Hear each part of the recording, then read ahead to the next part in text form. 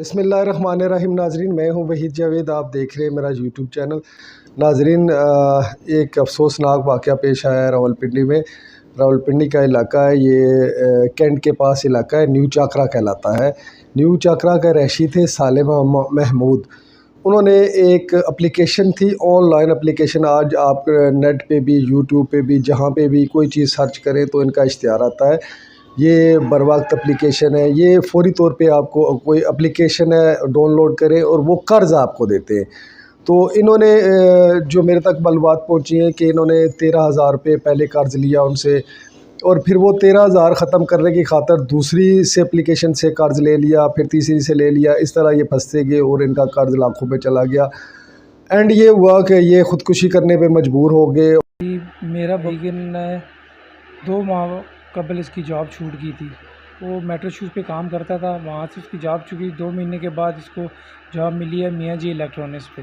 तो उस दौरान ये इसका घर रेंट का था, और आपको पता है कि फैमिली वाले मेम्बर हो तो अखराजात होते हैं। 2 माह का इसके ऊपर काफ़ी बर्डन था, तो उसने घर का रेंट देना था और किराए कमेटियाँ वगैरह भी थी। तो इसने बर वक्त लोन से और भरोसा लोन से जो है ना वो लोन ले लिया। जो लोन ले लिया वो इनके चुंगल में वो फंस गया जी। वो उनका फिर कर्ज़ उतार ना सका, जिसके वक्त वो एक से लोन लिया, दूसरे को दिया, दूसरे को लेके तीसरे को दिया, मगर ये है कि वो उनका लोन उतरने का नाम भी नहीं ले रहा था। और एक सान्या बन गया कि इन्होंने ख़ुदकुशी कर ली। जब इन्होंने ख़ुदकुशी की तो नाजरीन हुआ ये कि FIA फेडरल इन्वेस्टिगेशन जो इदारा है वो अपने इख्तियारात उसने इस्तेमाल किए और वो जाग गया। तो उसको पता चला कि इस्लामी जमहूरिया पाकिस्तान जो हमारा है वहाँ पे सूद का कारोबार किस तरह सरेआम हो रहा है। सूद का कारोबार लम्हा फ़िक्रिया है। सबसे बड़ा ये कि ये जो हमारे मौलाना मुख्तलिफ़ टॉपिक पे लड़ रहे हैं, मुख्तलिफ़ टॉपिक पे काम कर रहे हैं, ख़त्म नबूवत पे भी काम हो रहा है, सब चीज़ों पे काम हो रहा है। बड़ा अच्छी बात है, होना भी चाहिए और हो भी रहा है। लेकिन लम्हा फ़िक्रिया है कि ऐसी एप्लीकेशन जो सरेआम चल रही हैं और सरेआम सूद ले रही हैं, अभी तक ना किसी मौलाना साहब ने कोई इस पर एक्शन लिया, ना किसी और ने लिया, ना ही कोई इस्लामी जो हमारी नज़रियाती कौंसल बनी हुई है, कुछ और इदारे जो इस्लाम के मुताबिक बड़ा अपने आप को खा पी रहे हैं, जहाज़ों में सफ़र कर रहे हैं, होटलों के मज़े ले रहे हैं, उनको ये पता ही नहीं है कि इस्लामी जमहूरिया पाकिस्तान में सूद किस तरह चल रहा है। गवर्नमेंट की सतह पे तो चले IMF वगैरह पे सूद का तो सिलसिला एक है, वो चल रहा है, वो हमारी मजबूरियाँ भी हैं। लेकिन ये शहरियों को सूद में किस तरह फंसाया जाता है और किस तरह चुंगल में फंसा के किया जाता है।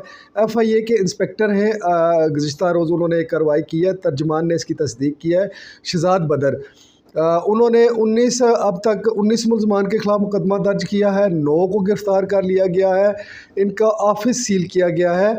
और वहाँ पे सबसे जो अहम बात नाज़रीन आपको बताऊँ पता चली है कि उनको डेटा था, रसाई हासिल थी। जिस तरह नादरा के पास आप जाते हैं शनाख्ती कार्ड बनवाने, तो जब नादरा वाले आपका वो आपका ID निकालते हैं तो उसमें आपके पूरे ख़ानदान का डेटा आता है।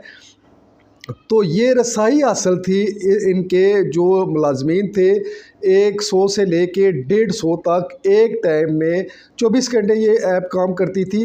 और 24 घंटे इनके मुलाजमीन काम करते थे। 1 से 150 मुलाजम एक शिफ्ट में काम करता था।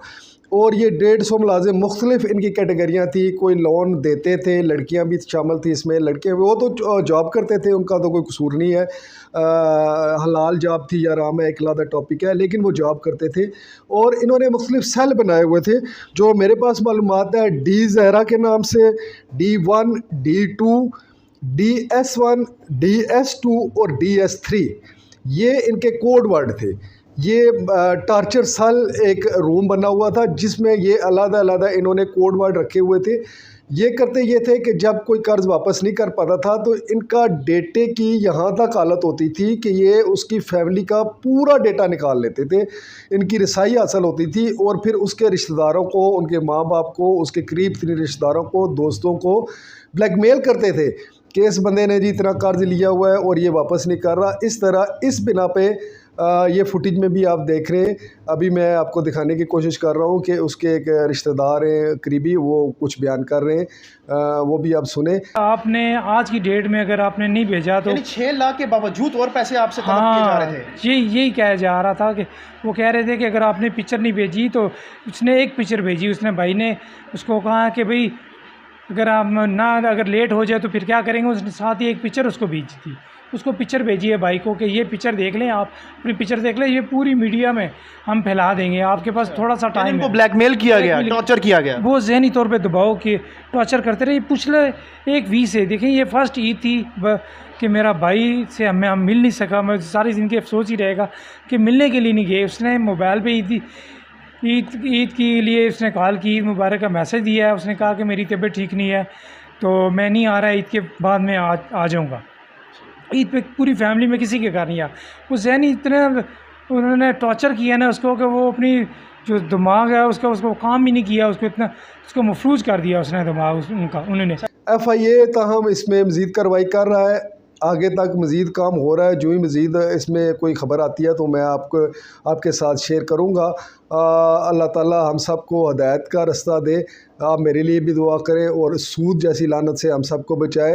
अगली वीडियो में फिर मुलाकात होगी। बहुत शुक्रिया, थैंक यू वेरी मच।